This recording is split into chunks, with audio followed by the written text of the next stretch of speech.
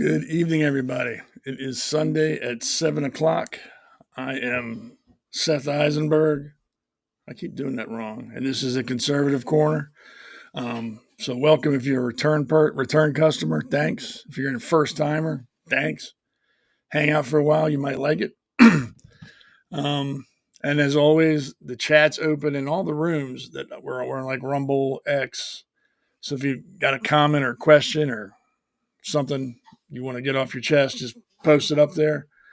And I try to get to all of them. Sometimes I don't notice them right off the bat, so don't think I'm ignoring you. It's just I'm old and some things slip and I don't see everything. I know it's hard to believe, but sometimes I make mistakes. So just post it and I'll get to it. Hope everybody had a good week. Hope everybody had a good weekend. The weather was pretty nice. I mean, it got cold at night, but during the day it was nice. I didn't do very much. I didn't accomplish very much. I was going to try to change the kitchen light in my kitchen, but couldn't do it. Going to have to wait to do it this week. So I'm cooking in darkness. Well, not really darkness. I got lights, just not enough lights. It's like Little House on the Prairie out there sometimes, but I'll get over it. And then back to the grind tomorrow. Yay. It's just a treat. I got to start buying lotto tickets or something. This working stuff's for the birds. To be rich would be nice. You can dream. We can dream. Got to be in it to win it. I don't feel like spending money on, like, was it like a 1 in 1.9 billion chance that you can win? Got a better chance of getting eaten by a shark while you're riding a unicorn, being abducted by aliens and struck by lightning at the same time. Something like that. But yeah. So I'll just think about it and not do it. Anyway, got a lot to talk about, so we'll jump right into it. Just in case you lived in a house like I do with no lights or electricity. November 11th was Veterans Day. So pretty, should be a sobering day. A lot of people get that confused with, excuse me, they get that confused with other holidays. Like, have a happy Veterans Day. Have a happy Memorial Day. Memorial Day is to remember those that died serving the country. Veterans Day is those who serve. So it's good to say, have a happy Veterans Day. It's not good to say, have a happy Memorial Day. It's like going to a funeral and say, hey, hope you all have a good time. You don't do that. And a lot of people get it confused. Like, oh, it's Veterans Day. So I can say, thank you. Oh, it's Memorial Day. So I should say thank you or memorialize it. No. Remember, Memorial Day good or Veterans Day is good. Memorial Day is not good. So you can say happy Veterans Day or thank you or whatever you'd like to say. On Memorial Day, it's for those that didn't come home. So there's really no one to say thank you to. You can thank families, and I wouldn't even say thank families. You can, wish your best to families that have lost service members in wars or overseas. But yeah, Veterans Day is happy. Memorial Day is not happy. And that happens a lot. I know Memorial Day, I'll get people text me, hey, happy Memorial Day. It is what it is. It doesn't offend me. I don't think it offends any other veteran. It's just, just remember vet, like vet for your dog. Good. Memorial service, bad. It's the best way to remember it. But I'm sure people forget. Like I said, it's not that big of a deal. You're not going to offend any. Well, I don't want to say that. You might upset somebody because there's always somebody out there who's going to be upset by something. But I'm not going to be upset if someone tells me, Happy Memorial Day. I'll just politely correct them, let them know, hey, look, I appreciate it, but today is Memorial Day, so we're remembering the service members that died. Veterans Day is for those that serve. So I have no problem. It's like when people say, Happy Holidays. Now you can say Happy Christmas to me, or Merry Christmas, or Happy Hanukkah, or whatever. You don't got to say Happy Holidays. You're not going to offend me. And I say Happy Merry Christmas to people on Christmas. When it's Hanukkah, I say Happy Hanukkah. There you go. And no one's ever got mad at me. And if they do, I don't care. I really don't. I past the point of caring whether people are offended by me saying Merry Christmas or Happy Hanukkah. I really don't care. And if that offends you, you have some other problems going on in your life that you probably should really reevaluate and look at. Because if that sets you off, yeah, maybe you should try decaf. Just as tasty as the real thing. But yeah, people will get upset, and I laugh at them. Now this okay. Now let me correct that. This next thing I'm going to show you didn't upset me. It was just like more like a WTF moment. Like, what? Are you kidding me? I've never heard of this, and it doesn't mean it's not true. Just I myself have never heard of this.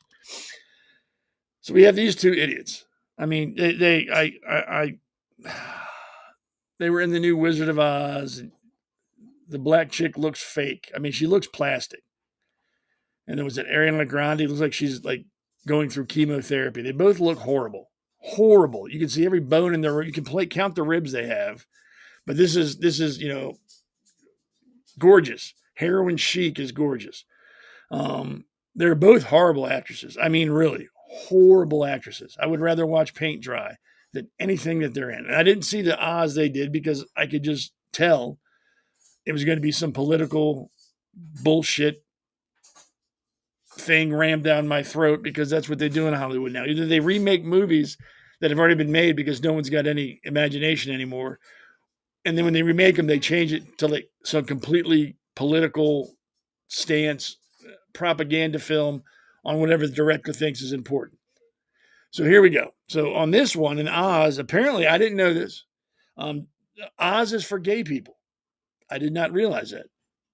This is what these two were running around, flapping their teeth about. There's a strong connection between the Wizard of Oz and the LGBTQ plus something else waffles trees community. I did not know that. I thought it was just a goddamn movie. Who knew it was made for homosexuals in the LGBT community? It's been that way for decades. Apparently, I didn't know that. The big factor is Judy Garland's iconic status as a gay icon. I didn't know that either. The film's themes of found family and acceptance, and the use of the coded phrase "friend of Dorothy" to identify other gay people in the mid 20th century. The original Oz book by L. Frank Baum was also noted for containing queer themes and characters. I, I, this is all news to me. I remember watching, Wizard of Oz with Judy Garland when it came on TV, the black and white to with the color, and not once did I remember seeing anybody who I thought was gay or was in that community. Nothing about it seemed to be associated with the LGBTQ plus purple waffles, bald tires, and concrete. I none of it. But apparently I was wrong. Apparently Oz is specifically for gays, and that's where the phrase "friend of Dorothy" came. I've never heard anybody in my life say that, and I know some gay people. They never said, "Hey, I'm a friend of Dorothy." Never.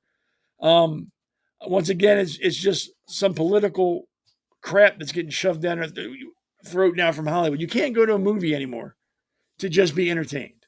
You can't. You can't sit down, get your like $50 bucket of popcorn and your $40 soda and your $70 chocolate candy bar and watch a movie and be entertained. Just zone out on the movie and have fun. Now you sit down and you're hit over the head with political ideology like this, homosexuals hitting your head over and over and over and over. You have to accept this. You have to accept it. You have no right to not accept us. Or you get the other ones where it's overseas and Americans are bad, or white people are bad, white people. I mean, you can't just go to a movie and be entertained anymore. I think the last movie I went to was a slasher film, and I'm trying to think what it was. with the clown in it. God, uh, the Terrifier 3. Um, and that really, since it was like a slasher film, couldn't really have a political angle. It was about some nut in a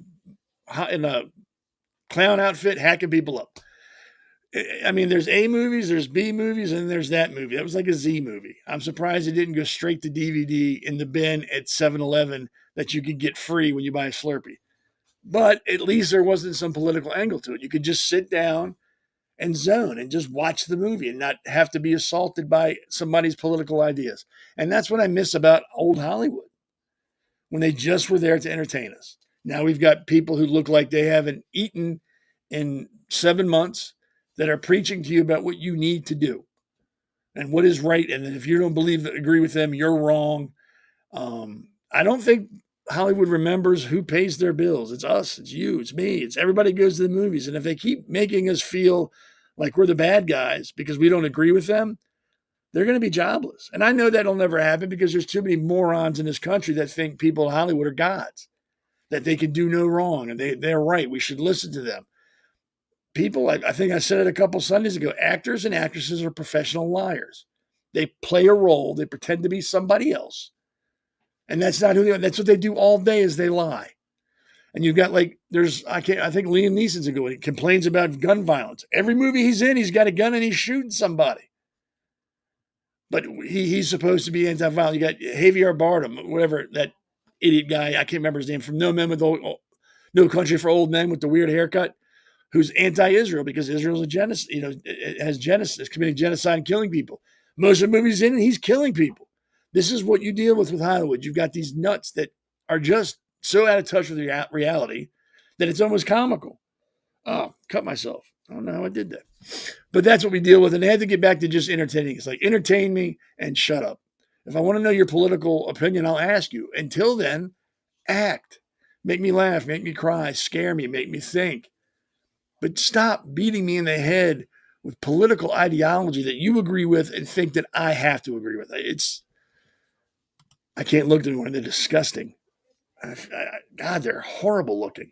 And I think Ariana Grande at some point actually was an attractive woman. Now she, like I said, looks like she just walked out of a concentration camp.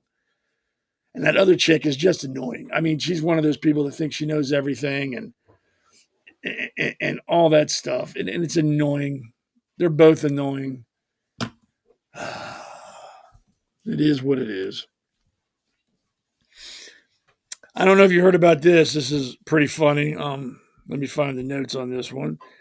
It is in Massachusetts, and they want to put up a statues to honor police officers and firefighters, and it's ignited months of heated debate across the south of Boston, with critics arguing that taxpayer money to display Catholic imagery on government property violates the Massachusetts Constitution and the First Amendment established clause. Once again, it says freedom of religion, not freedom from religion, so that they could just stuff that in their pipe and smoke it because that's an invalid argument to say, well, the First Amendment said, no, shut up. Shut up. And you know that you're on the wrong side when the ACLU agrees with you. If they think that you have a case, you are definitely on the wrong side because they're just a bunch of hustling, ambulance chasing, disgusting slimeball lawyers that need racism to continue so they can get paid. So no matter what it is, they're going to find racism with it or violation of your rights. No matter where, they're going to find it. Truly ambulance chasers. Join the Freedom from Religion Foundation. That sounds like a fun group of people to hang out with. And the state filed a lawsuit on behalf of 15 residents from varying faith traditions.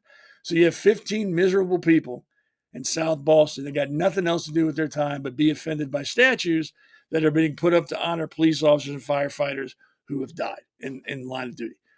I can't imagine being such a miserable son of a bitch that I'd fight that. If your life is that empty and you are that miserable and angry and whatever else you'd have to be to fight this, just go play in traffic. Really, do the world a favor and just go away because you're not doing anybody any favors. You're a drain on society, and your existence is pointless. You are pointless. This is this is to honor people who've died, saving other people's lives. And you're upset because it has what? I think it's Saint Michael and Saint. I can't remember the second. There we go. Saint Florin. Um, Saint Michael the Archangel, I apologize, and Saint Florin reflects a century-old artistic and cultural tradition of honoring courage and sacrifice, not a violation of the Constitution's separation of church and state. It's a statue, really. And these people who are fighting this, who are saying this is a violation of the Constitution, we can't do it, are the same idiots that are fighting to have illegal immigrants come into this country wholesale. That's okay. Breaking the law is cool because that makes them look good at their PTA meetings or their HOA meetings. But God forbid you try to put up statues of angels that are there to honor people who've died in the line of duty. Then you've crossed the line. Breaking the law, good. Honoring people who've given their lives to save other people, bad. Illegal immigrants flooding into our country, good. Police officers and firefighters being honored is bad. These people are trash. That is trash. That is the definition of a knuckle-dragging, mouth-breathing inbred. That is what they do. They look for things to be angry about, then they scream and yell and pull their hair. I'm going to sue, and then they do it. And then when they get done with that case, they go look for something else that upsets them, and they start the whole process again. What is it, like 1 billion sperm, and theirs made it? I mean, these people are a joke, and they need to be ignored. People like this need to be ignored in the community and by society. They need to be outcasts. If you don't like it, go to China. If you don't like how we do things here, go to another country. See how many, go to the Middle East and complain about religious stuff in the Middle East. And if they don't kill you, they'll just throw you in prison for the rest of your life and let you starve to death. Go somewhere else in the world and bitch about the way they do things and find out what happens to you. Most places in this world will kill you. The government will kill you. Most places will put you in prison for the rest of your life. If you don't like the way things are done here, go somewhere else. But just shut up. You just shut up. We're getting tired of this bullshit. 15 people in a city of what, like 4 or 5 million? Why is anybody paying attention to them? Why are they not being laughed at every time they open their mouth? You don't like it? Don't look at it. Really, don't look at it. You don't have to go to where they're putting this up. Walk by it. Don't look. You're 15 people in the city. You have no say. Nobody cares. I bet that group they started that they're talking about, the Americans United for Separation of Church and State, are probably those 15 people. I don't think it's some big international or national group. It's probably the 15 people made this group so you can go, hey, look, there's a group out there that doesn't agree with it either. The Americans United for Separation of Church and State, they don't agree. They're backing us up. It's because it's you 15 idiots. You started your own little club and now you're using it to make it look like you have a legitimate argument. So I hope Boston ignores them. Hope they go to court. The judge throws it out and laughs at them and then charges them to pay for the city's time of trying to defend the case and bankrupts these 15 people. That would make me happy. I'm tired of people like this. If you don't like something, just shut up. It's not hurting anybody. It's not going to cause traffic jams. Nothing. It's not going to affect your life at all. And the big taxpayer money. If you think this is the only thing they're using taxpayer money for, that's probably, let's say, not important, you're dumber than I think you are.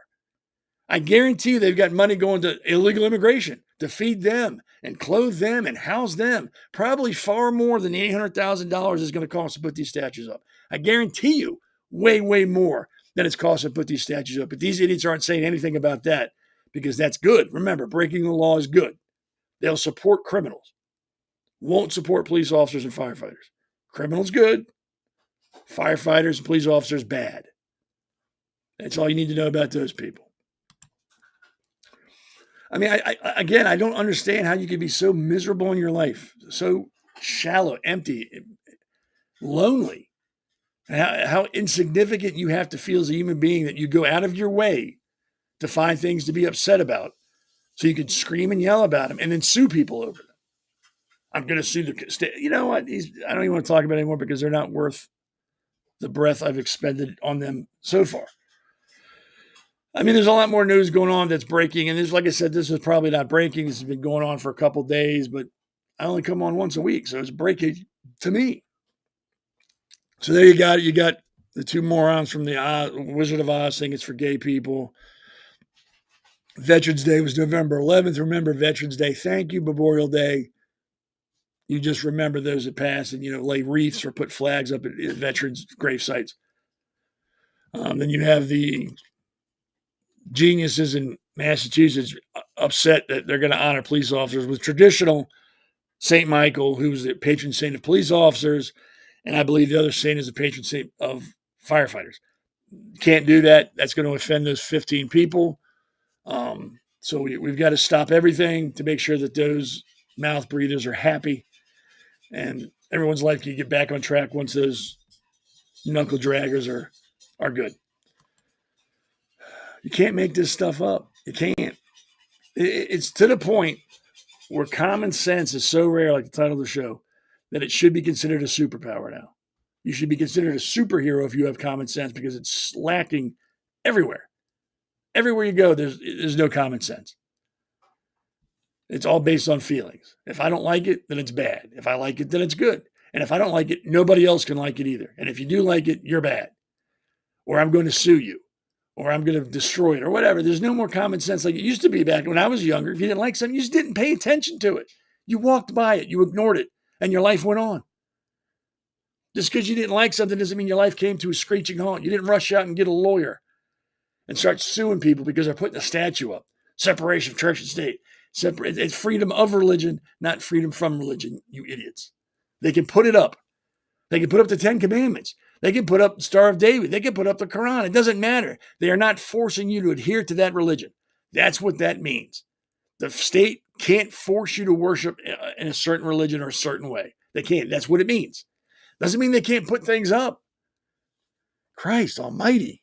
If you could quote the Constitution, learn the goddamn Constitution. I'm sick of this. Just because you read it doesn't mean you understand it. Just because you see it on Yahoo or on Google or Facebook or Twitter doesn't make you a legal scholar. Makes you somebody with too much free goddamn time on their hands. Get a job or a hobby. Stop hassling the rest of us who are having a good time. Enjoying our lives and trying to get through it. Don't need your added drama to what we got going on already. You don't like the statues, don't look at it, move on. People are just getting annoying. Super annoying. Or maybe I'm just getting older and I got less tolerance for bullshit. I don't know. Or maybe it's like 50-50. I don't know. So I don't know if all of you are aware or not. I live in Maryland, which is a ridiculous state. They've increased taxes, I think like $1.5 billion. And we're still short. They've raised taxes on registering your vehicles, everything. You name it, they've increased the taxes. But we're still a sanctuary state. We still allow illegal immigrants to come in here. We still pay them SNAP benefits. We still give cash to assistance to them. Because it's not the state's money, it's our money, they don't care. They'll just keep taxing us until they can get all these people paid. Rather than go, no, we're no longer a sanctuary state. You have to be a legal citizen to be here. If we find you, we're going to have ICE remove you and send you back to your country of origin. No, Wes Moore, in his infinite wisdom, just wants to tax all Marylanders to death. It's okay because we're helping people. You struggling in Maryland is helping somebody who shouldn't be here in the first place. It's like when the layoffs happened, he started using taxpayer money to pay people who are out of work, knowing that the federal government was going to pay them when they came back to work. So we're paying people money that we don't have. SNAP benefits. The state of Maryland paid SNAP benefits. We don't have the money. We're in a deficit of, I think it was $1.2 billion. But they're throwing all this money out. Property taxes are going up on January 1st. I think 4%. Gas tax is going up another 2 cents. But he's throwing out money like it's growing on trees. We don't have the money in Maryland. We don't. It's not an opinion. It's not a guess. It's a fact. We are in the hole $1 billion in the state of Maryland. So where he's getting his money from, I don't know. Why people voted for that idiot, I don't know. But he's spending money he doesn't have. Or no, he's spending our money that we don't have and then just taxing us. That's why Maryland is losing so many people a year because nobody can afford to live here. I think it's one of the most unfriendly states for retirees. I think it's in the top 5 for that. I think it's one of the top 10 most restrictive states for small businesses. And we're probably just below California and a couple other states for taxes. It's a joke. If I could afford to move, I'd move. But I can't because I live here and I got to pay goddamn taxes. So in Maryland, this is just incredible. This should make you angry just reading about this. In Maryland, there's a man who was released with no bail, just released for assaulting a woman and a child. I believe he lived with them or some such nonsense because, that's love when you beat your wife or girlfriend and kids. That's an expression of love.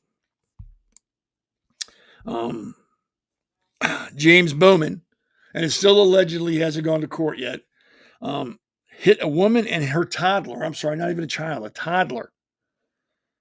Again, after he was freed from Maryland court on domestic violence charges, went back to the same house the same day after being arrested and beat them again. Only in Maryland would this happen. Only in Maryland. Because it's not fair to charge people bail. Because that's what would they say? That only affects poor people. So there should be no bail for anybody. You should be able to be released. And this is what you get. You get criminals who don't give a shit. You send them back out the same day and they commit the same crime against the same people. And everybody's shocked in Maryland. Like, oh my God, I can't believe that happened. Really, you can't believe that happened. Have you been to Baltimore? It's the world's largest outdoor shooting range. They are killing people there wholesale. It is the 3rd most dangerous city in the country. Again, we got a mayor there who spends $120,000 on his vehicle to get driven around that hellhole. You got the squeegee boys who stand on the corner and wash your window. If you don't pay them, they get violent. Now we got people get released from jail the same day for assault and go back to the same house and assault the same people again. And people don't understand why this is happening. I'll tell you why it's happening, because you have liberals in office that don't believe in accountability. The liberals in Maryland base punishment on race. If you're black, you're not going to get any trouble. We're going to cut you loose like this guy. If you're white, we're going to slam you, put you in prison. If you're an illegal immigrant from Mexico, it's okay. You can stay here. We're going to pay for everything. Don't worry about it. We got you covered.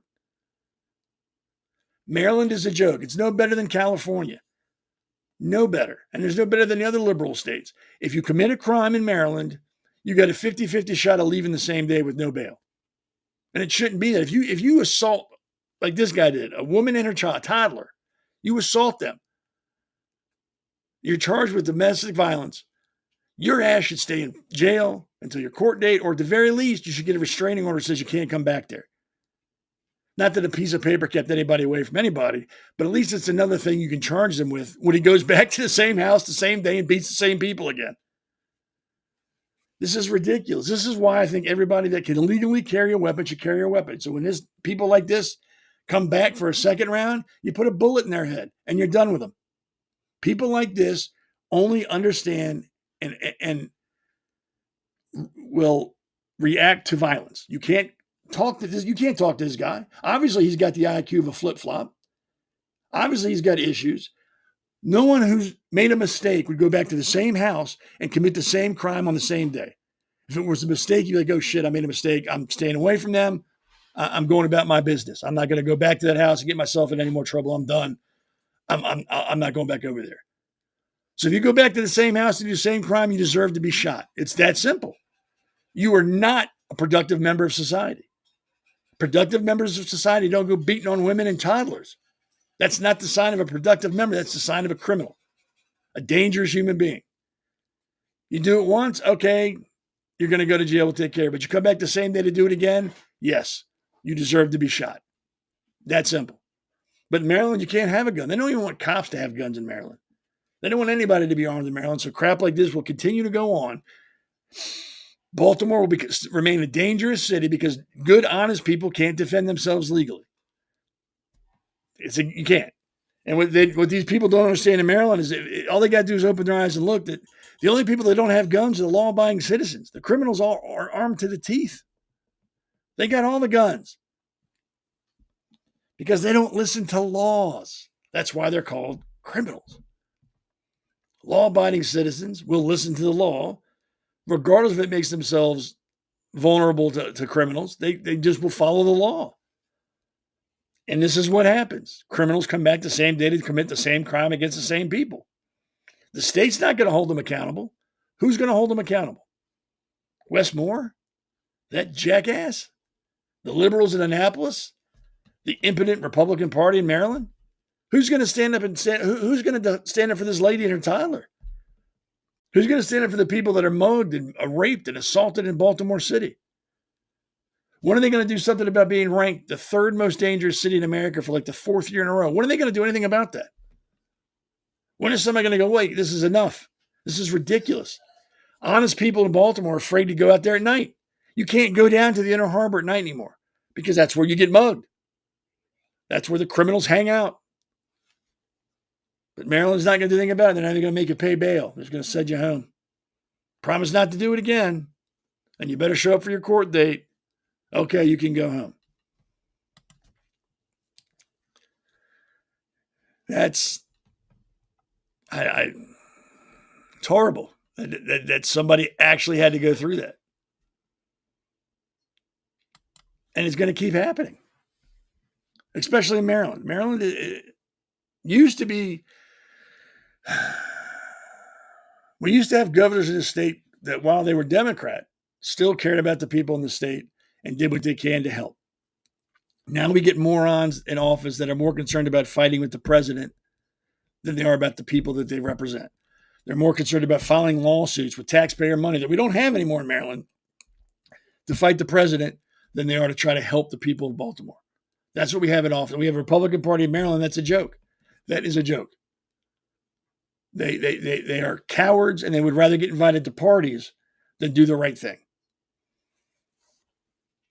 And it's not going to stop in Maryland. I speak more about Maryland because that's where I live. Now, I'm not saying other states are just as bad or not worse. I'm sure that California is a toilet bowl. I mean, that's what LA was burning, and Gavin Newsom was more concerned about what Trump was doing while the city burnt to the ground. I mean, it's going on in every state that has liberal leadership, Democratic leadership. I'm speaking about Maryland more because that's where I live. It's just horrible. I mean, I can't imagine being that lady, being assaulted and then watching her toddler be assaulted by James Bowman. Please come arrest him, take him away. And you're thinking, oh, great, this is over. He's done. He's going to jail. I'm going to worry about it. I'm safe. And then like 3 hours later, guy kicks your door in again. Same guy kicks your door in again and does the same thing to you. Same day. What are you supposed to think at that point? Like, damn, I'm just unlucky? Did I piss God off or something? No, you live in Maryland. It's a joke. It's that simple.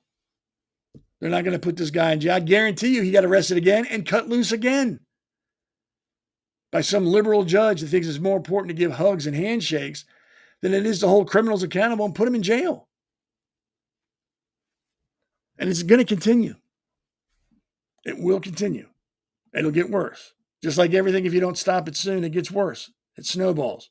Like anti-Semitism in America. It went from just a couple of idiots running their mouths to now it's mainstream. You got people doing podcasts that are spewing anti-Semitic rhetoric.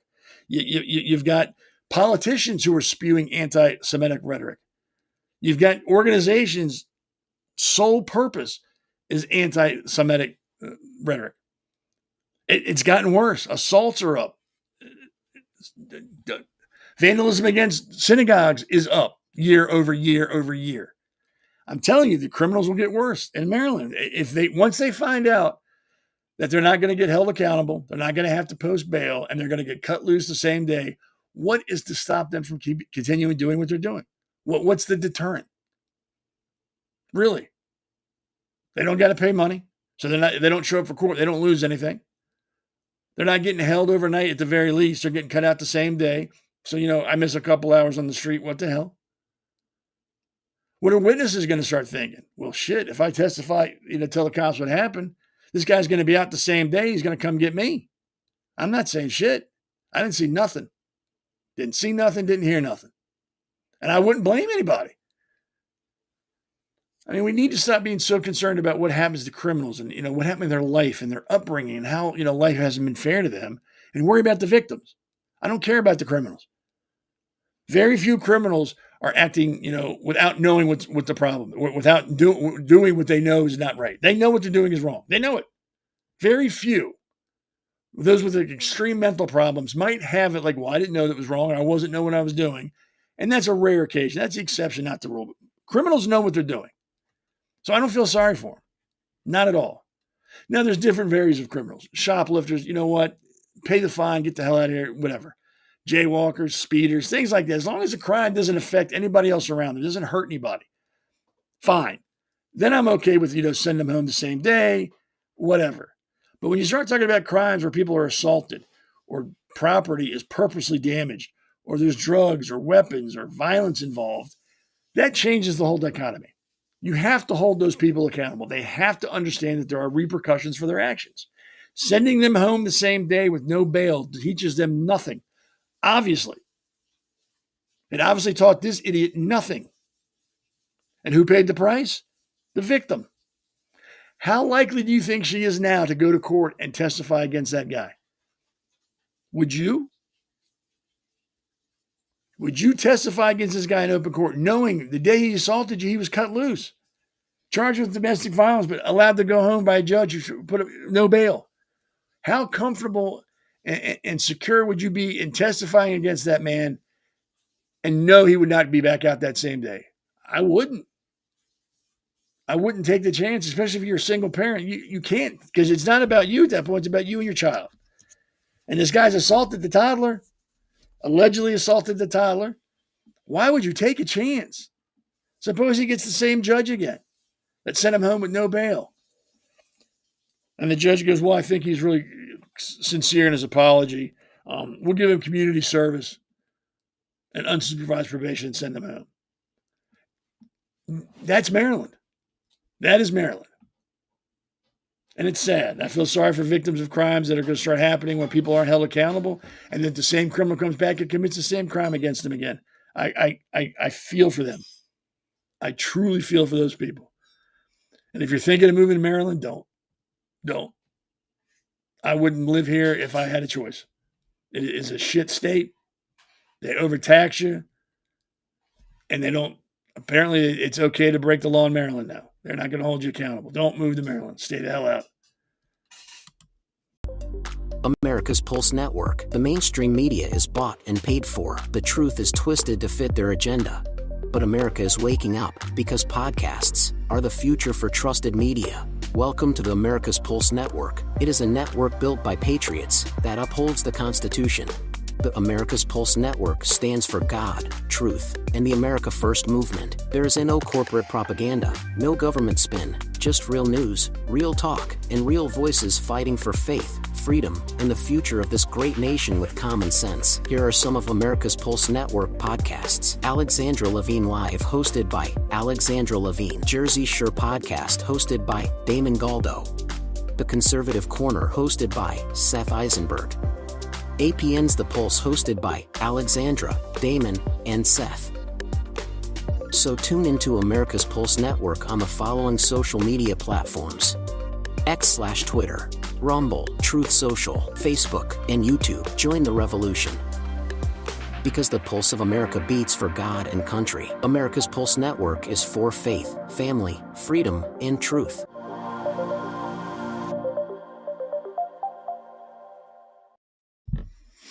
So here we got Damon Galdo, the Hammer, has his podcast and has a radio show too. I actually went up to Jersey November 4th to help him with his election evening party. It was pretty cool. Haven't been that part of Jersey. It was fun. I had a good time. A couple people that were there enjoyed the evening too much, drank a little too much, and you know how that goes. And that's fine. It happens to everybody. I don't think any less of them. But it was a good time. Everybody there was very friendly, had a good time. I think it was Skeeter's Pub in Blackwood, New Jersey. Great place, bigger than I thought it would be. It's pretty big. Had outdoor, indoor, bar, restaurants. Nice place, good food. Bartenders were really liberal with their drinks, apparently.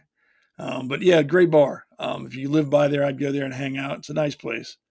But yeah, I hung out with Damon that night. Met them both. Um, Alexandria Levine, I know I've met several times in real life. She's very smart, has a good show. She's a White House correspondent. She gets to go to all those high class, bougie things for the network, which is fine. That's cool. She has a good time and covers it well and brings back good information. So she does a good job. And apparently, we're adding a new podcast here. I don't want to go into too far because we don't know that we haven't finalized anything yet, but he'll be here soon. And then at the first of the year, I was told by Damon Sherrod that apparently we have 4 or 5 new podcasters that want to come on the network as well and do their own show. So we are growing pretty quick. Well, not quick. I mean, it's been a while, but the word's getting around. People want to be a part of it, and that's cool. So if you want to be a part of the America's Pulse Network, just go to www.americaspulsenetwork.com. And then the upper right corner, left corner, into the 3 little lines for the menu. Click on that.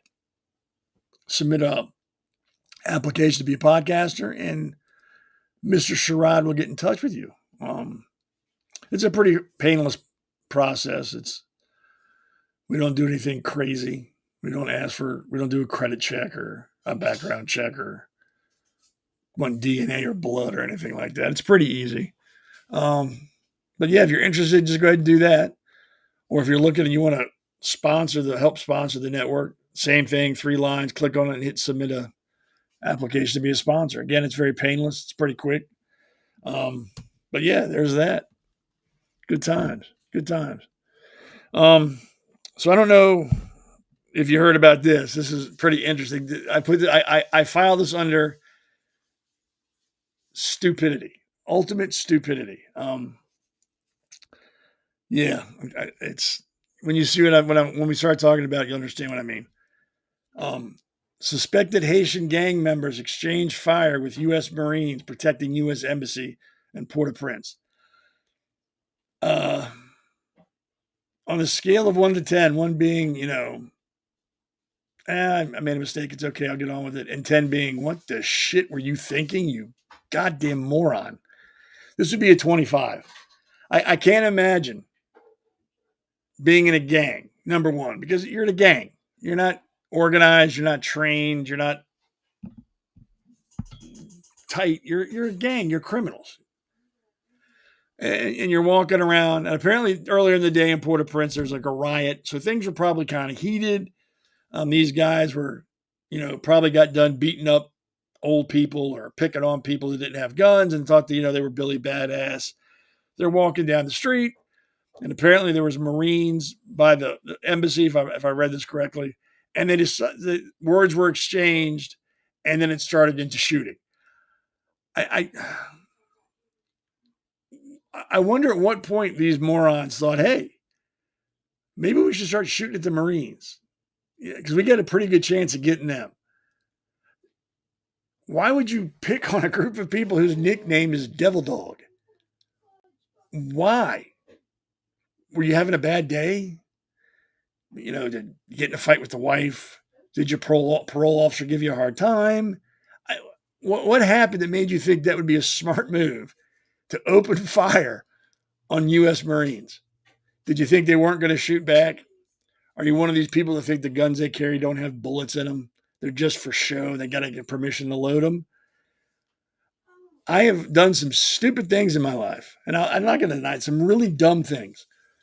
But I'd like to think, no matter how dumb I've gotten or will be, I don't think I would ever cross my mind to start shooting at U.S. Marines. What's the saying? Every Marine in the Marine Corps is a rifleman. They're all trained. This is what they live for. I'm sure when they started getting shot at, the Marines while they're eating their crayons, are probably like, oh my God, this is really happening. We get to kill people now. They're Marines. They are there to kill or be killed. That is it. and you're going to start shooting at them? Would you think you're going to scare them? Think you're going to intimidate them and they're going to run away? Like, oh my God, they're shooting at us. We got to hide. I can't imagine the gang, what they were thinking when they started shooting. And like for the first couple seconds, nothing's coming back. And they're like, oh yeah, we got these guys. We're a Haitian gang. They're afraid. And all of a sudden, this automatic gunfire comes back at them. I wonder how many. Well, I think they killed 9 of them or hit 9. It doesn't say if they were killed or not, but they shot 9 of them. I wonder if that was as they were running away. Like, oh my God, they're actually shooting back. We need to get the hell out of here. My 22 single shot rifle is not going to hold up against these guys. That's again classified under the stupidest thing you could do. This is a duh moment. Shooting at Marines. Haiti has apparently been overrun with gangs for a couple years now. They're having a big problem. They've got police that are afraid to do their job because these gangs are out running around. And I mean, they're dumb enough to shoot at Marines. You can imagine what else they're doing. And like I said, I think earlier that day there was a riot, and I don't know if the police quelled that, and these guys were still fired up, but they decided to let their balls do their thinking for them and picked on the wrong group of people. There's nothing more frightening than a U.S. Marine and his weapon. That's just how it is.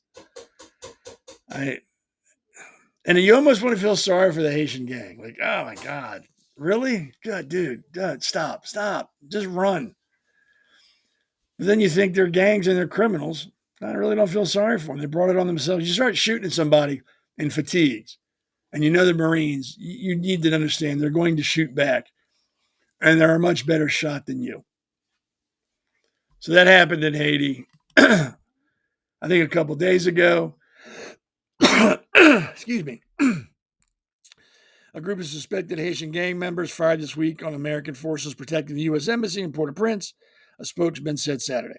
In an incident that highlighted the tense security situation in the Caribbean nation, Captain Stephen J. Keenan, a spokesman for the U.S. Marines, wrote in an email the shooting, which came to light this weekend, happened Thursday, adding that the Marines returned fire and no Marines were hurt in the attack. Haitian police were not immediately available for comment on the exchange of fire. What are they going to comment about? These idiots shot at Marines shot them back and killed them. The end. I don't know what else there is to comment on. It just seems every day, every week, every month, criminals are getting more fearless. They're doing whatever they want when they want to whoever they want to. And it's not just America. Obviously, it's everywhere now. They're just doing what they want to do. You got Venezuela, who's allowing drug cartels to run drugs out of their country. And they get upset when the U.S. Navy sinks the drug runners. They're fishermen. Well, if they're fishermen, how come none of these families have come forward to sue the United States for killing their fisherman husband or brother? Why has nobody come forward and said that? Because they're not fishermen, they're drug runners. If you think for 1 second that the U.S. Navy is just indiscriminately firing on ships that come out of Venezuela, hoping they hit a drug running boat, you're crazy. They know what's going on. They know who's got the drugs. They know what boats are in, and they're very surgical in what they're doing. The USS Gerald Ford is on its way down there. I don't know if it's on its way. It's probably already there. The U.S. largest aircraft carrier, the USS Gerald Ford, arrived in waters close to Venezuela on Tuesday, with additional warships and thousands of extra personnel in tow. President Maduro has repeatedly appealed for peace, including saying it in English, while insisting the South American country is willing and able to respond to U.S. attack. No, they're not. The U.S. Navy is the most formidable Navy on the planet. They would never, ever see it coming. They wouldn't know what hit them. It would be over before it started for them. It would be done. Do I think we're going to start bombing Venezuela? I hope not. I really don't think we should. Should we keep attacking the narcos? Yes. Attack the cartel? Yes. because that's not just hurting America, that's hurting the world. They're not just dealing drugs in America, they're dealing drugs everywhere. People are affected by drugs all around the globe. Officials briefed Trump on a handful of different options for military operations inside Venezuela this week. CNN reported on Saturday, citing 4 anonymous sources. I love when they say anonymous. They're probably making it up, but that covers their ass. When you say an anonymous source told me, you've covered your ass. The president told reporters on board Air Force One on Friday he had sort of made up my mind about potential military action in the country, but offered no further details. So let me be perfectly clear. I do not believe that we should be involved in any war with the Venezuelan government or people. We should not invade Venezuela. We should not bomb Venezuela. We should not do anything to them. We should focus on the cartels that are operating inside Venezuela. We should give Venezuela every opportunity to clean house on their own without us. If they decide not to do anything about it, then yes, we are left with no choice but to take out the criminal element, the cartels in Venezuela that are killing hundreds of thousands of people a day around the world. I don't think Maduro should be making statements that he can to respond, is willing and able to respond to a U.S. attack. He's not. And I'm not knocking him as a leader, because you're a leader. You want to make sure your people know that you have confidence in them and that you know they're going to do what they got to do to protect their country. I get it. I understand that. I can respect that almost. But you don't want to poke a bear. You don't want to sit there and go, we can respond to any U.S. attack when you know you can't. That's an unreasonable and unattainable expectation you have. You can't compete with the U.S. Navy. You can't compete with the U.S. Marines. You can't compete with the U.S. Army. You can't compete with the U.S. Air Force. You can't. Even other countries that are modernized would have a difficult time keeping up with our military. The U.S. Navy, again, is the most formidable Navy in the world. Venezuela is a third world nation. They're using Soviet tanks from the 80s. I think they have 25 jet fighters, no bombers, a few helicopters, and I think they have a standing army of 100,000 people. And I think some of that's civilians, like a militia. They are in no way able to respond to anything we do. And the sooner he just realizes that, the sooner things will get better. And I guarantee you, if he said, look, we're going to take care of the cartels in our country. If you could assist us, that would be great, but we want to take the lead. Things have changed. Like, okay, good, you do what you got to do. We'll help you. You call when you need us. But if you keep denying that there's drugs in your country, you keep denying that the boats that we're sinking are drug boats, and you make these statements that you can respond to U.S. attack, again, you're not assuming any responsibility for the drugs coming out of your country. You're blaming everybody else. Everybody else is the bad guy, not me. I actually think there's even a warrant out for his arrest, Maduro's arrest for drugs, international drug smuggling, I believe. Trump said last month he had authorized the CIA to carry out covert operations in Venezuela, but the green light strikes on the land and in the country would be a significant step up in Washington's involvement. It is generally thought that the White House would stop well short of an invasion of Venezuela, which would jar Trump's America First agenda and recall unpleasant memories of U.S. intervention in Panama and Afghanistan. The Senate failed earlier this month to impose checks on the administration after lawmakers on both sides of the aisle petitioned for more information on the rationale behind the strikes on the alleged narco boats. And I agree with that. If there's any information that shows that these were narco boats, that should be released to the people should know. That way these people are saying we're after killing fishermen will shut up. And if they did kill fishermen, then there needs to be accountability. Heads have to roll. Again, I don't think, the Navy is just willy-nilly firing at ships that come out of Venezuela, hoping they hit the right one. I'm sure they've got intel. The president just said he's authorized the CIA to carry out covert operations in Venezuela, which means they probably got people at the docks watching what boats are coming out and then marking them. Like, hey, the boat that just left at this time, traveling this direction, that looks like this, it's a drug boat, sink it. This is not just all of a sudden we're going to just start shooting at people. But yeah, there needs to be some openness, some transparency about what's going on. Not everything, because yes, I understand it's an operation. You can't tell everybody what's going on. You can't tell us all everything that's happening, but you can let out enough details so people are a little bit better with what's going on. Like, okay, yeah, they are drug ships, they are drug runners. Okay, I can get behind that now. Because there's a lot of people out there that don't care that they're drug runners. They think we should stop them in international waters and arrest them, bring them to the U.S., put them on trial, and then put them in jail. Again, these are the same people that would cut criminals loose the same day they commit a crime to let them go do it again. They've been designated a terrorist organization. They're treating a terrorist organization the way they should be treated. They're killing them. That's what you do with terrorists. When they're designated a terrorist organization, you kill them. That's how it's done. We're not the only country that does that. Every other country in the world that designates a group a terrorist organization kills them. They don't arrest them. They kill them. They hunt them and kill them. Because that's what terrorists do. They kill people. Except they don't do it like the government when we're just killing them. Terrorists kill everybody. Just look at Israel. They kill men, women, and children. They don't care. So yeah, if they are terrorists, if they are drug runners, they're getting what they get. And I don't want to hear about whether they're uneducated, it's the only work they can get. I find it hard to believe that in Venezuela, the only job you can find is running drugs. That the entire country is built on cocaine money. That there's nothing else to work at except cocaine manufacturing or cocaine distribution. No, that's a cop-out answer.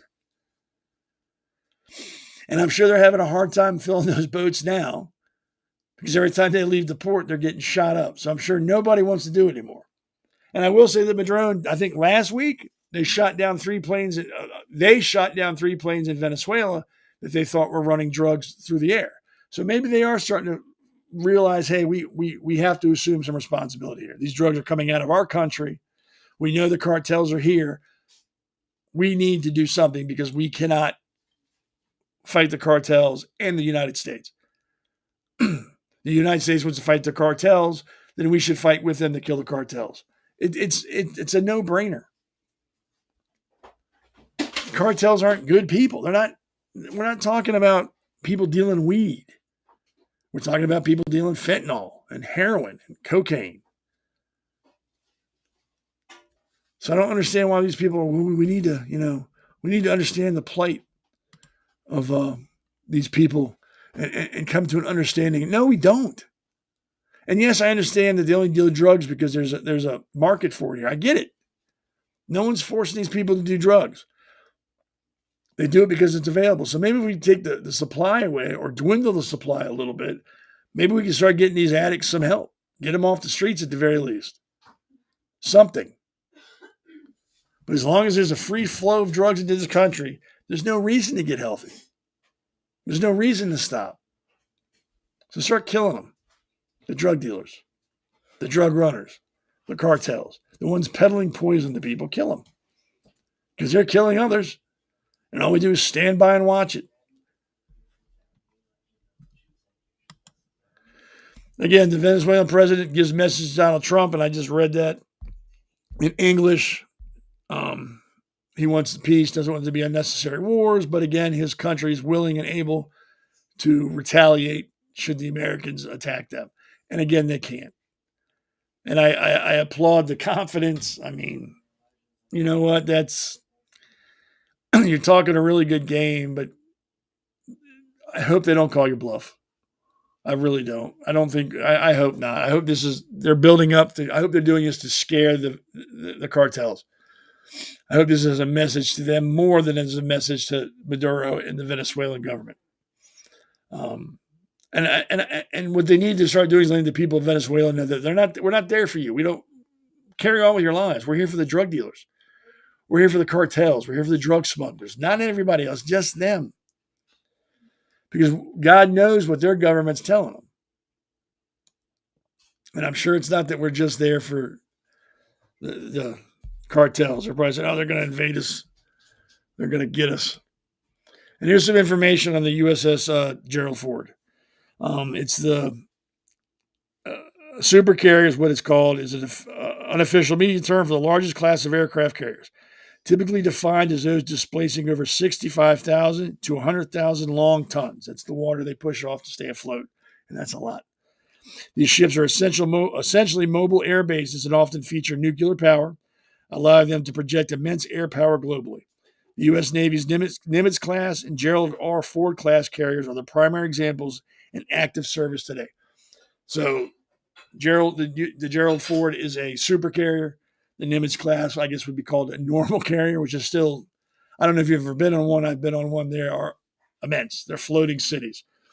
So I can't imagine what it's like being on a super carrier. It's probably like 2 cities. It's probably like a major airport. Thousands of people on board. So that's what Venezuela is dealing with. Or not them. That's what the cartels are dealing with. And that's who it should be dealing with, not the Venezuelan people. But like I said, we need to control that narrative because who knows what those people are being told. And yes, I understand the cartels are scared. I'm sure they execute and kill people there all the time. But that's even more reason that they would want us to come there and kick them out. I don't know. Maybe it's the drug culture. Maybe it's because, it's generational there that, hey, you work in the poppy fields or whatever, the coca fields. And your father did it, your grandfather did it, and your great-great-grandfather was a smuggler. Who knows? But that doesn't make it right. And it's got to change. And you can't stop an addict from being an addict. All you can do is work on the supply. Take away the supply, things can start to change. And we'll never get rid of the supply completely. I understand that. That's a pipe dream. But we can slow it up. We can make it more difficult. And that's what we're doing. And if every country tightened up a little bit with this, maybe it wouldn't be such a big issue as it is worldwide as it is now. Who knows?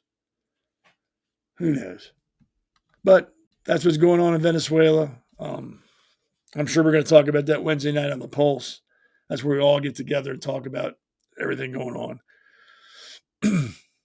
Hopefully nothing pops off there before then, and we can still be talking about what if. Welcome to America's Pulse Network. This is APN's very own White House correspondent, Alexandra Levine. This is so amazing and miraculous. We've never had a president in the history of our nation doing this. And we hope to God that he continues doing this forever and ever. Thank you. God bless you, everybody. And God bless President Trump. And God bless you. Hello, everyone. This is Alexandra Levine with the America's Pulse Network. I am the White House correspondent right here in the heart of D.C. as President Trump is celebrating 250 years of America and the military. Subscribe and follow America's Pulse Network on the above social medias.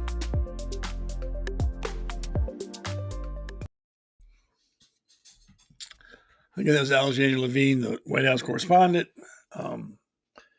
I think I might be on her show Tuesday evening. Just depends on a couple things before I commit to that. But I should be on there Tuesday. I think she starts at 8, I believe. But yeah, we'll find out more about it. And just some facts on what's going on in Venezuela. At least 80 people have been killed in U.S. strikes on 20 alleged drug boats in the Southern Caribbean and Eastern Pacific since early September. Trump and other top officials have said these vessels were carrying drugs bound for the U.S. Of course, this has garnered disdain from some people in the U.S. government who think, it's not a good thing that we're doing. Heavy criticism is potentially breaching international law and jeopardizing U.S. international standing. As intended to pressurize Maduro, force the authoritarian Venezuelan leader to flee Caracas, U.S. authorities have offered a $50 million reward for information leading to his arrest. He faces narco-terrorism and other drug-related charges in the U.S. The strikes have come hand in hand with a massive military buildup around Venezuela. That's just a little bit of what's going on. So 80 people have been killed. I am willing to bet they were drug runners. And again, Maduro's repeatedly appealed for peace, saying he's willing and his country's willing and able to retaliate if the U.S. decides to attack. And again, that's not true. They can't, which is kind of sad that they'd even say something like that. But it is what it is, and hopefully cooler heads will prevail, and the Venezuelan government will finally realize, we need to do something about the drugs coming from our country. And then all this will be forgotten in a couple of weeks. But who knows? So the next segment is pretty much just things that caught my eye and want to discuss and talk about in no particular order or no particular order of importance either. Um, it's just things that I thought would be interesting. These nuts. I mean, these are the people that wore the pussy hats, code pink. I mean, idiots, idiots. That's all I can say about them. They have a group or they have a bill that has been introduced by Rashid Tlaib. Yeah, that camel jockey. Introduced a resolution accusing Israel of committing genocide and that we should place, things against them, make sure they get not tariffs, goods and services should be withheld from them, and blah blah blah blah blah blah blah blah blah blah blah. Not once have any of these people come out and condemned Hamas for October 7th. Not once have they talked about the rape and murder of women, the beheading of children, children burned alive, people kidnapped and held hostage for over 200 days. Not once have any of these idiots come out against that. They're focused solely on Israel, which leads me to believe it's not about anything else other than the Jews. They don't like Jews. Because if you were truly against genocide, you'd also be against Hamas for killing 1,300 people out of the blue, invading another country, killing people and taking hostages. You'd be against that as well. You'd be against Hamas for starving their own people, for taking the billions of dollars of aid that they receive from the world, and they turn around and build tunnels with it and buy rockets. You'd be against that. But if you're a goddamn moron like this idiot chick is, you're not focused on the facts. You're all driven by emotion. Israel bad because they're defending themselves. Doesn't matter that women were raped and killed, that children were killed. Doesn't matter. Israel bad. And while this is going on, I wonder if she knows what's going on in Africa, where thousands and thousands of Jews are being killed every day. Not Jews, Christians are killed every day by Muslims. I wonder if she knows about that. Or if she even cares. I bet you she doesn't because it doesn't involve Jews. Jews aren't the bad guys, so they don't care. And if it's Muslims killing people, that's probably okay in her book too. Let me find the notes on that. I've got them here. Yeah, it's just these people are frightening because people follow Code Pink. People think they're doing a good thing. That's what scares me. People have stopped thinking. In Cameroon, at least 20 Christians have been killed in Nigeria's Tarib state in the last 24 hours. 20 people, it's one person an hour, simply because they're Christian. In what has been seen as a worsening specter of Christian persecution in the West African country. Reports say Fulani herdsmen, Muslims, stormed homes and places of Christian worship in multiple settlements in the Wakari local government area between November 9th and 11th. Truth Nigeria describes the attacks as coordinated, with the attackers firing indiscriminately into homes of people they believed to be Christian. People were preparing to go to mass around 6 a.m. when they heard the sound of motorcycles followed by machine guns and screaming. Why is she not talking? This has been going on for decades. 2 million people have been displaced in these countries in Africa. Over 300,000 Christians have been killed in the last 10 years. That's genocide. That's what the definition of genocide is, trying to wipe out an entire race of people. Israel's killed, 64,000 people, according to the Hamas or the Palestinian Health Authority, who has changed that number 3 or 4 times and has even said that they don't discriminate between combatants and non-combatants. They lump them together. So we don't know for sure how many people have been killed. Let's just say it's 64,000. Let's give them. Let's assume that they're honest people. We all know they're not. That they're honest about the numbers. They're not just trying to paint themselves as victims. And it's 64. Do you think all 64,000 people that the Israelis have killed have been all civilians?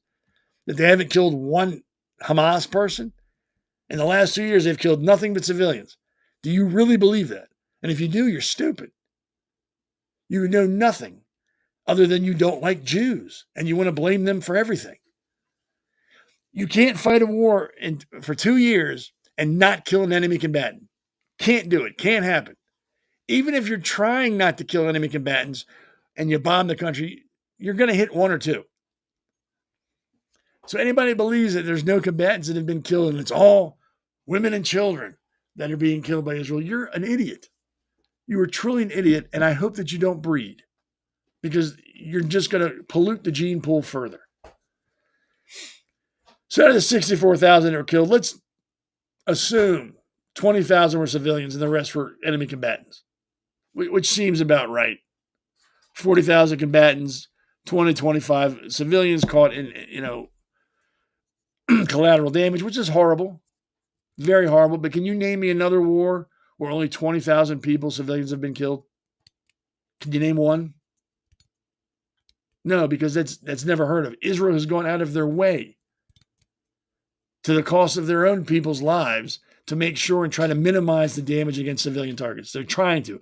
But you know what makes it hard, Code Pink, you idiot? Hamas hides in schools.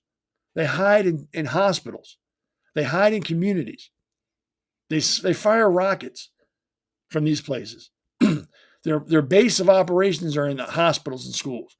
So what is Israel supposed to do? Just not fight because, they're in a school, we can't do anything, let them keep killing and raping my people? Shucks, I'm sorry. No, that's not how the real world works. If you go into another country and you rape and kill people and then you run and hide in a school, guess what happens? They're going to blow the school up because that's where you are. And if you're using your people as shields, it's not the people who you've attacked's fault. It's your fault. You're to blame for that. The blood is on your hands. If you hide behind kids after raping women and burning children alive, and they bomb where you're at because that's where where they found you hiding, and kids are killed because that's where you're hiding with kids, that's your fault. Nobody else's. You can't blame anybody else for that because you chose to hide there. You chose to use the children as shields, hoping that would keep them away from you so you could come back and do it again. But everyone's tired of Hamas. We're all tired of terrorist organizations. They need to be killed. And that's what Israel's doing, and Code Pink doesn't like it.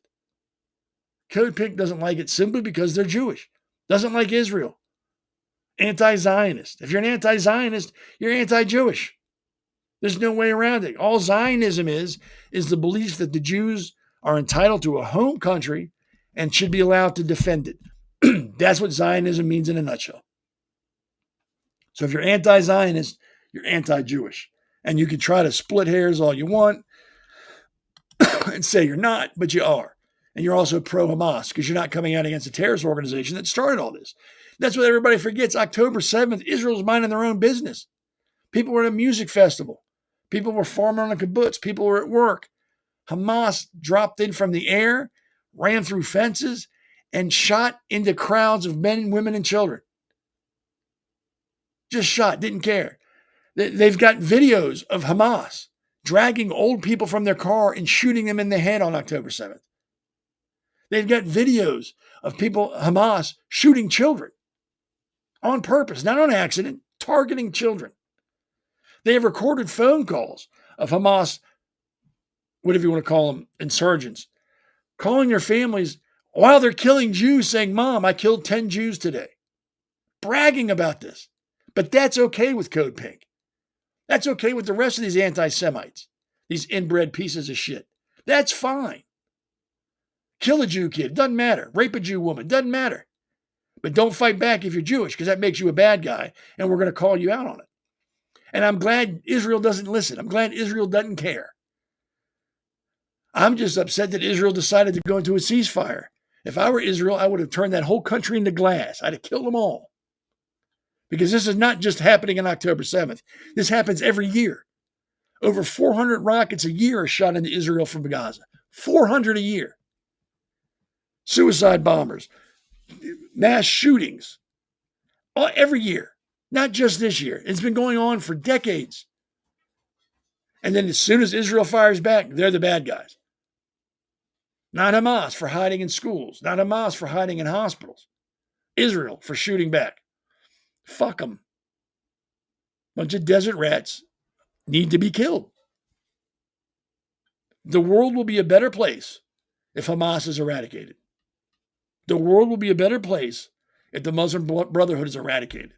The world will be a better place if terrorist organizations, I don't care who they are eradicated and removed from the need for oxygen. We would all be better off. And if you don't think we'd be better off, go to Gaza and live there. Live under Hamas. They don't feed their own people. They use you as human shields. The funniest thing in the world are the queers for Palestine. I don't know if you've seen them. That's like saying chickens for KFC. They execute homosexuals in the Middle East. They throw them off a roof. There's videos everywhere. But these people think that they went over, they'd be different because they're supporting them. No, it wouldn't. They'd kill you too. They'd kill you too. And I blame all that on the education system in this country. They don't teach the truth. They teach feelings. So you got Code Pink and that idiot Rashid Tlaib, that subhuman idiot. How she got elected, I don't know. She's anti-American. But she somehow got elected. That makes me feel so much better. And here's another thing going on that Code Pink is, and all these other anti-Semites have turned the black to. They're back on. While the world is distracted by the fake genocide in Israel, Iran has executed over 2,400 people this year alone. Political prisoners. They've executed, hung them, and beheaded them. Even seasoned observers are stunned by the regime's renewed campaign of killing. Families of the condemned are asking why no one in the world cares what's going on. It's because they're not Jews. The Jews aren't doing it, so they don't care. That's why no one's talking about it. Iran has long held the grim distinction of carrying out the most executions per capita in the world. Now it is in the midst of one of the deadliest waves of states killing in the decades. Analysts say more than 2,500 people were executed in the first 9 months of this year, surpassing last year's total, and 204 in September. 204 people were executed in September alone. 204 people, political prisoners. The executions have intensified as the regime confronts pressure at home and abroad. Across the country, prisoners are said to be on hunger strike, staging what may be their final protest against the regime. European dignitaries have signed an open letter warning the fate of the 17 political prisoners facing imminent execution. But the killing spree has otherwise gone largely unnoticed abroad. With the world transfixed by wars and spectacles of Israeli politics, Tehran appears to have found a rare window in which to kill without consequence. But it's okay, because Europe wrote a letter. They wrote a letter and said, stop. Don't do it anymore, stop. And that was it. These same European people are putting embargoes on Israel. But they just wrote a letter to Iraq. Stop killing people you don't agree with. Please stop. Or we'll write you another letter and ask you to stop again. Do you not understand what's going on? This has nothing to do with killing. This is a chance for anti-Semites to bask out in the sun and attack Jews with impunity and have an audience now. Do you think these same people that are condemning Israel for what they did would condemn us if, say, Mexico invaded Texas and killed what would be comparable? 30,000 people in Texas and took 2,000 people hostage and ran across the border. And we went over there and kicked Mexico's ass. Do you think these same people would be complaining then? No, because there's no Jews involved. They'd be fine with that then.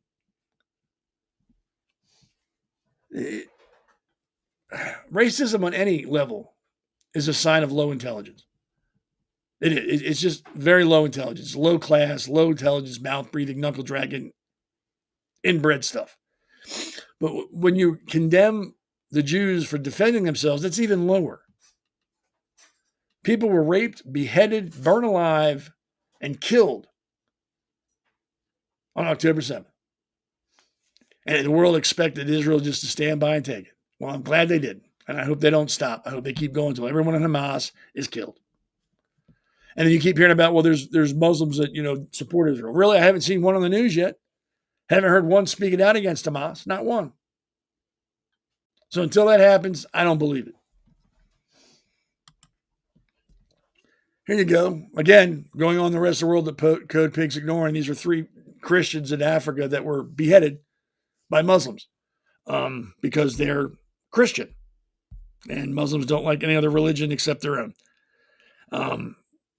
They said that the streets will run with Christian blood.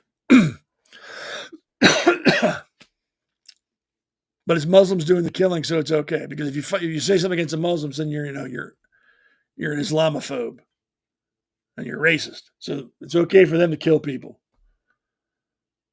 or execute homosexuals or whatever it is they do, because no one wants to worship their God.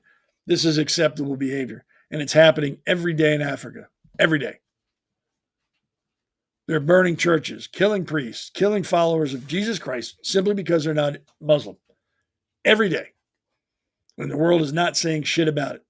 They're focused on the fake genocide in Gaza, while the real genocide is going on right there. Can you imagine being one of those three guys pushed down to your knees with some subhuman behind you with a machete, knowing that he's going to cut your head off? Simply because you're not a Muslim. Not because you've offended him or hurt him or done something to him that would result or warrant this type of behavior, just because your God has a different name. And Muslims have been doing this since recorded history.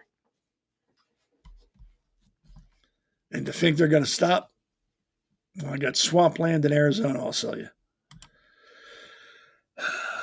On to a little bit brighter news. There was a guy, I don't know if it was a guy, one person in Georgia who won the largest jackpot in Georgia's lotto history.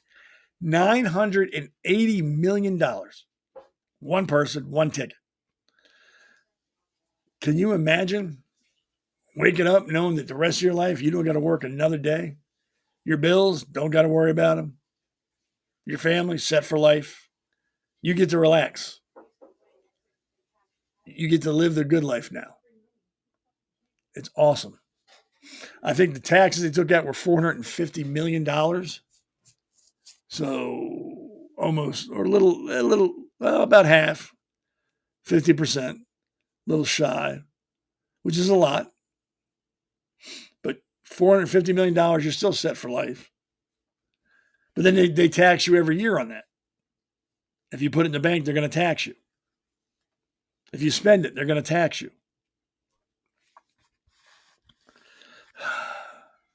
Wasn't there a guy in West Virginia that won the lotto? I can't remember how long ago, but won like a couple million and then was bankrupt in like 4 years. I can't remember his name, but I remember something about that. But yeah, congratulations to that guy that just became a millionaire. 450 times over. See, I got to start buying lotto tickets. That would be nice. Didn't the lotto get up to like $1 billion once? Like $1 billion and 1.2, 1.3 billion? I mean, something like that, something ridiculously high. I think like 4 or 5 people won it. That's still pretty good. I'd be happy winning like $1 million. Doesn't have to be multi. $1 million will do me good. I can survive on that for a while. Well, we're almost at the end of the show, so I'm going to cover some things real quick. Once again, I'm on Sunday nights at 7 till 8:30. Then you have Alexandra Levine has her show. Her starts Tuesday at 8. And again, I might be on that one. It just depends on some things tomorrow. Then we have the Hammer, Damien Galdo, who is a good guy, fun. I got to hang out with him and meet the other Damon in person last Tuesday in New Jersey. Fun. Even for Jersey, it was a good time. And then Wednesday, we all get together and do the Pulse, which we all talk about everything going on during the week. And we have a couple guests. Usually it's Elena Barbera. She's awesome. I love her. Check her out. Used to be Tim Fazenbaker would be on as well, but he's been running for office in Baltimore County, so he's been kind of busy, which is understandable. Hopefully he'll be back in a couple of weeks. So usually the other guest is a surprise to me as well. I don't know until I get on the show who it's going to be.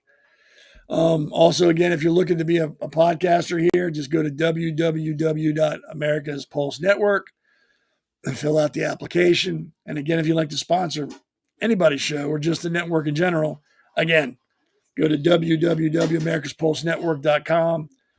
It says at the bottom, click on the sponsorship in the upper right corner, then fill out the form and click submit. See, it's all painless. And again, please like and share this show with everybody you know. Share everybody's podcast with everybody you know. Like it, follow, and subscribe. We're on X, Rumble, Truth Social. I'm on Facebook too at the Conservative Corner. There's a lot of things for Alexandria can rattle them all off. I can't. I get 3 out, and then I'm like, duh, I don't know. But there you go. And you can follow me on X at Conservative Seth. It's good. I put more stuff up there than I do on Facebook because Facebook shadow bans people and restricts you because if you don't think like them, you're not a good person. Who knows? I don't like Facebook anyway. It's getting old. Okay, and get to that point in the show where I usually share an opinion. Again, it's just my opinion. You don't have to agree with it. You can laugh at me and ridicule me, or you can agree with me. Sometimes the opinion has something to do with the podcast. Sometimes it doesn't. It's completely random. This opinion in particular today has nothing to do with the podcast. It's just something that crossed my mind and I wanted to share. So I will read it to you, and you can let me know what you think. Put it in the comments. Send me an email, singing telegram, whatever.